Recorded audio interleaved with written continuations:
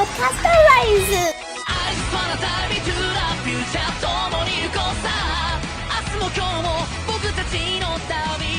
Hello everyone, and welcome to episode 41 of LostinTranslationmon. I'm May. And I'm Jay. And this week we watched the ultimate fierce fighting, Glowmon vs. Charismon. Yeah, it's an exciting name. What were your favourite bits? Honestly, there's not a lot I would really point out as favorite, right? What happened in the episode? He walks in, there's a fight-o, they continue to fight. I like Knight's laugh. They stop the bomb, but none of that stuff was interesting. No, there was a bit that was interesting, is that Haru keeps on trying to say, but friendship, but powerful Wouldn't call friendship. that my favourite. No, I liked it because Knight didn't succumb to the power of friendship. In every other Digimon season, the bad guy who joins forces with them succumbs to this heroic speech that the Gold Kid gives.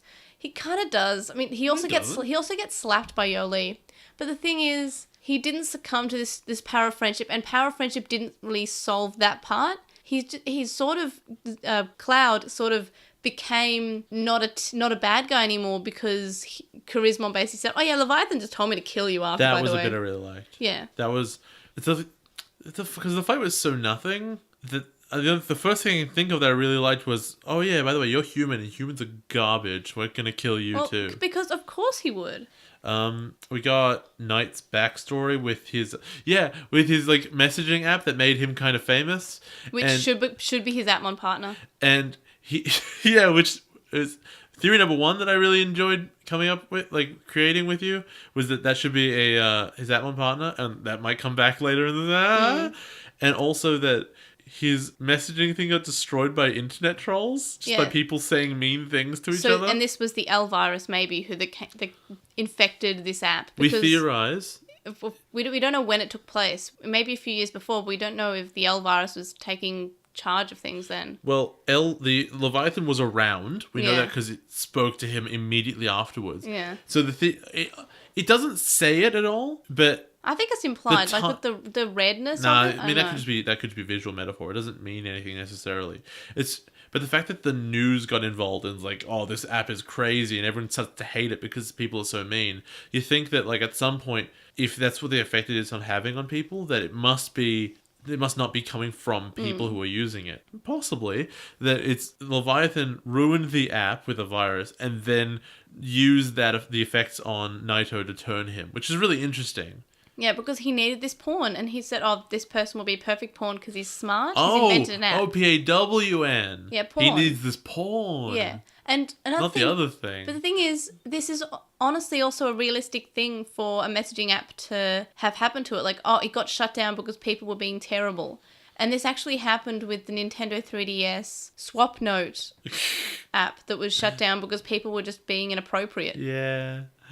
Yeah. So it's not just something that would never happen. It's actually a realistic scenario. And they're like, it's not the app's fault.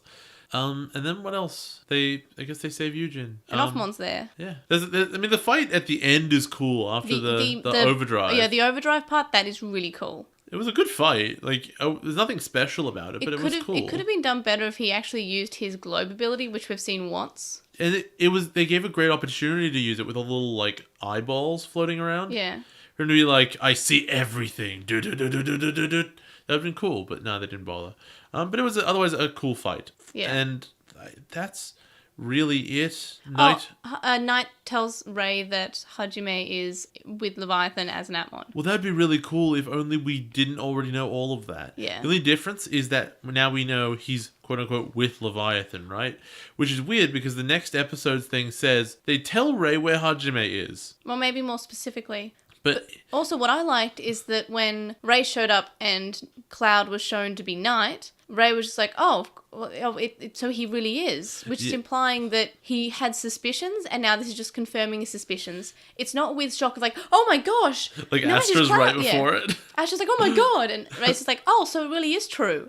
So it's something that he already theorized because Ray is smart. Ray is smart, and I love him. Because he plays with more cards in his hand than everyone else. Yeah, because Haru's like, oh, what? How is this possible? I'll say the negatives. It was just about that point. Would you like to move on to negatives? Sure. The thing is, I like this episode, but I'm neutral on most of it. It was a functional episode. Yeah. There weren't any problems. There wasn't anything like, oh, this is terrible. Yeah. it was good in the way that there was nothing bad about it, and there were a few bits that I liked, but compared to the last episode, which basically, the last few episodes we've basically gone through the whole synopsis of, because we liked so many parts of this. This is kind of like, oh yeah, this part, and this part are all individually good. Let me summarize the whole episode for you, and it will make you understand why nothing exciting happened. It's a fight? No, it was, the arc was resolved. That's it. They got to the end and it resolved. Also, Knight becomes Sigma from the manga that we're about to cover. It's not going to make any sense until you hear that. But yeah, boy does he. Yeah. Because he's got white hair and he wears a mask and he's all lonely except when he's on a chat app, and then he's got all his friends. It'll make sense. And we got an ask, which we just mentioned in Postmon Pat for episode 112, where IRL Yuya said how Cloud reminds them of Junko with all the changing personalities. When I first played that game, I pronounced it as Junko. Oh my god. And I remember it because she was junk. Oh, okay. Yeah, so negatives. First negative I can think of is that when Haru so Naito does this metaphor about Prometheus bringing fire to humanity, and there's a relationship to how AI works during this big nonsense speech of nothing. It's just blandness, villain, random speech. It is a little bit generic. It's very like, I'm a bad guy. I am a bad guy, but it's not bad. It's just as you said, it's generic. It's fine. It fills the space. As I said, this is a functional episode. It functions. But so Haru has an imagination. Oh, that's just like Naito. Like he's connected a dot, right?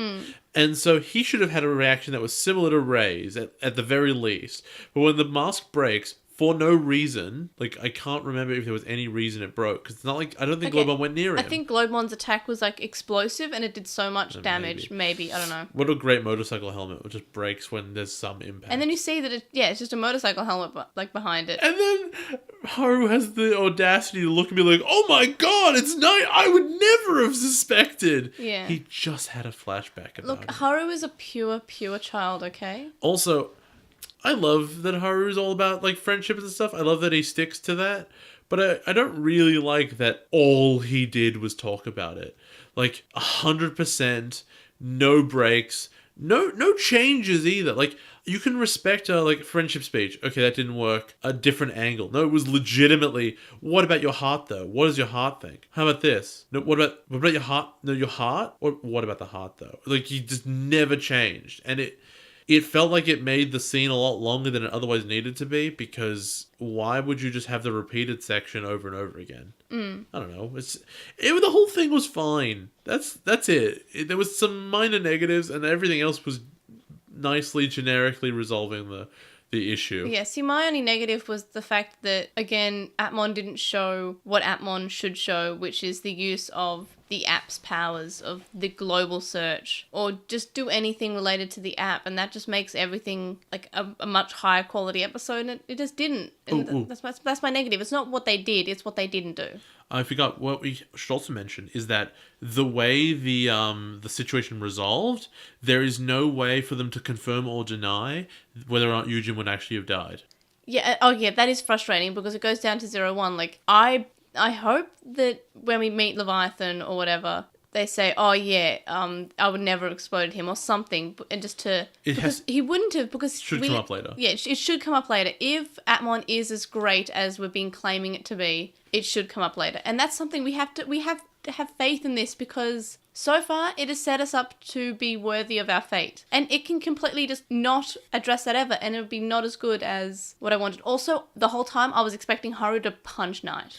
I really wanted him to do that. That's one of my complaints about, like, oh, but what about the heart though? Just hit him. Just snap him out of his weird, like, suicidal AI is God thing. Yeah, like, do the whole Takadu punching Ken thing. Punch off friendship. Learn the moves. Like, you're saying, okay, if I can't, explain to you friendship, I'm gonna fight it into you. Fight-o! So the thing is, with this episode, it's not what they did, it's what they didn't do and missed opportunities. And that's why this episode isn't as good as the previous episodes, because it just missed out on a lot. And the best episode in this arc so far is still the one that didn't even feel like it was Appmon, the election episode. It was so good. And it was that episode only wasn't the best episode because it didn't show Appmon being Appmon. That episode was great. If it had, someone doing a Google search, like Gatchmon just Googling, it probably would have been better than There's a episode 4. possibility we would watch episode 4 now and be like, no, that election is the best episode of Atmon. I feel like that is a problem. I feel like we have like short-lived nostalgia for this, like, well, not short-lived, like short-range nostalgia for this episode. And I think we're gonna, if we ever watch it again, maybe we watch it again before we do our summary episode for Atmon, and if it's not as good. Like, I really miss them googling the answers for stuff. I'm looking at my ranking and I'm just kind of like, some of these high-ranking episodes, like, and some of the low-ranking episodes, like, should be switched around. Like, you're right. The Telemon episode was good. I keep telling you that. You're like, no, everything shunts it down. Because everything shunts it down. It's very low at the moment. I think, no, the Telemon episode is higher than this episode in my ranking. The problem with your ranking system is that when something pushes one thing down, you go, okay, fine, that pushes another thing down. But, like, the things you keep putting above it, you stop comparing each one. Yeah. And all of a sudden you lose track of what it entirely means. See, imagine if episode 4 was only good because it was the start. Nah, it was good though. But I think... Nothing's been that clever. But I had more emotion about the election episode. Okay, well, you don't know. It's been months. I don't know. It was October. It was the Halloween episode. It was like late October. So, favourite character? Because I think my favourite character was actually just Cloud's laugh. And no, never mind. It's Haru in the ending bit, in the little, like, before credits end of episode. Yeah, when he puts the mask on. And he does a better Cloud laugh than Cloud, and it actually sounds evil. Plot twist, Haru's evil. Oh, no. Oh, it's, you found out. Eugen is sent by Minerva to control Haru, who's Eugen. Was this the exact one that we found out about Charismon early? What do you mean? Was this the ending bit when we found out No, it was different. Oh, I thought it was similar. Okay. No. I guess Haru gets the generic pick here because... I like Ray. Ray knowing it? What do you mean? He was there for like 6 seconds. seconds. But the 6 seconds was a good 6 seconds. Fine, whatever. I don't know, like... Then he was all sulking by himself. Yes, because that's who Ray is inside. He had to climb out of that pit, by the way. That couldn't have been, like, dignified, because that was sheer walls. The thing I liked is that Ray actually showed battle damage. They didn't forget that he was just in a fight like every other season of Digimon ever. Like, oh, it's another scene. They're all clean now, magically. No dirt, no battle damage. He was covered in dirt. And then they have to be tired again? Oh, the battle damage is back. Yeah, it's just, it's good. I like when they remember that a character has been in battle, and I believe that we've last seen this happen in Digimon Tamers when Gargomon had a scratch on his face and then continued to have the scratch on his face for, like, I believe it was even the next episode. Oh, that was good, though. I still think he should have had that the whole season. I think so, too. And that would, you could have then put other Gargomon into the scene, and then you could have told the difference. It would have been great. So, miscellaneous bits. Everything else. I don't really have any. Like, everything was very... Oh. The messaging app, and they're interviewing people, and there's Caught Out Man, and like, what do I think of messaging app? Oh, no! No, I love Caught Out Man. Every time he shows up, it's just this great moment. And no, that's a positive. He's great. I just love it. It's such a cute little running gag, and I'm not getting sick of it because I don't think it's in every episode, but it's in enough that it's a running gag. It's great. So for ranking, I put this, I believe, 15th in the ranking. Yeah, it doesn't deserve to be much higher. Yeah, because it's like as I said, it is a completely functional episode. It's not terrible. I've actually put this underneath The Future Is All Visible, The Mysterious Fortune-Telling Telemon, and above, The Finest Gourmet Report, Gourmet App Perorimon. So I feel like that's a right place for it. What do you think? Fair enough. Like, it's functional. It's an episode.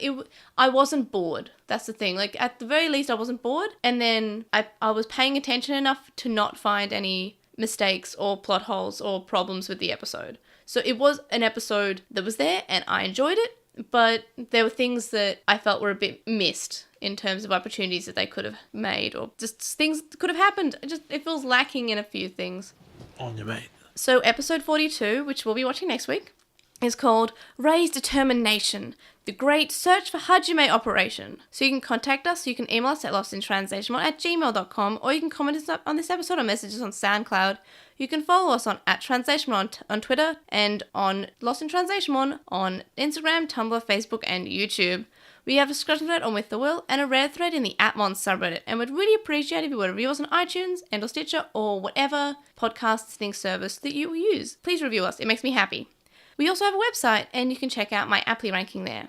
And you can also donate to our Patreon, which is linked in the description and in the website that I just mentioned, from as little as $1 a month. And $1 a month gets you access to a listed Slack chat group, but higher levels get you exclusive notes, information, early and unedited episode recordings, the ability to suggest discussion topics, Skype calls with May and Jay, and more. And thank you to our current Patreon supporters, Sam Krieger, who has a podcast called The Moncast, which talks about Pokemon and Digimon, Stevie, who's Stevie Padmon on Tumblr and is currently taking commissions, Wu Qinglong, who you can find at twitch.tv/Wu Qinglong, Metal Mamimon, Joe, Penguin Mage, Anime Guy, who is Anime Guy Kurosaki and the #1 on YouTube, Chuckmon, Ishbal Bumba, Hiro Olato, who's at Hiro Olato on Twitter, whose birthday it is today, Jason Morosky, Ryuchi, who is Frost Magic on Archive of Our Own, Stephen Reeves, who's at Wildling64 on Twitter, Kainawashi, Mac, Noam, Riku, Chisai, who you can follow at Chisai236 on Tumblr, Corey, Kyle, Delady Bugman, whose anime blog you can read at baguburagu.wordpress.com, Smallwolfie, who is on Topastic as Smallwolfie and has a comic called Eden of Melancholy, Tom, Glitchcoat, Azrael McCool, Nicholas, Gene Hackmon, Matthew, Anthony, who is at AntoClassic on Twitter, Lismet, Sithobi, Ellivorg, who is at who is Ellivorg on Tumblr, and Sporky McForkinspoon. You can also make one-off donation on our PayPal, which you found linked in the description. It's paypal.me/Agumon. And make sure to let us know the podcast. We'll see you guys next time. Bye. Bye.